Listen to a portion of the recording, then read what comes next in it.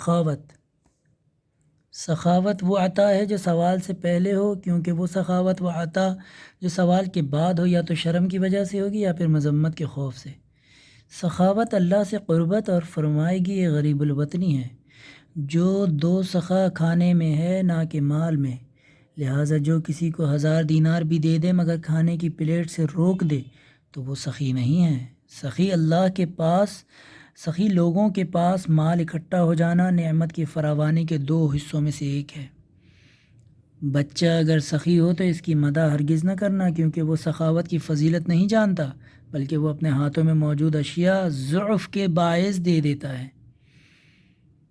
لوگوں کے دنیا میں سردار سخی افراد اور آخرت میں متقی لوگ ہوں گے۔ سخاوت گناہوں کو مٹا کر دلوں میں محبت لے آتی ہے۔ سخاوت یہ ہے کہ تم اپنی دولت کو بانٹ دینے والے اور دوسروں کی دولت سے بچنے والے ہو جاؤ۔ حد درجے سخاوت دوستوں میں اضافہ کرتی ہے اور دشمنوں کو صلح جو بنا دیتی ہے۔ اگر تم سخاوت کو ایک آدمی کی شکل میں دیکھ سکتے تو اسے ایک ایسا خوبصورت آدمی دیکھتے جسے دیکھ کر لوگ خوش ہوتے ہوں۔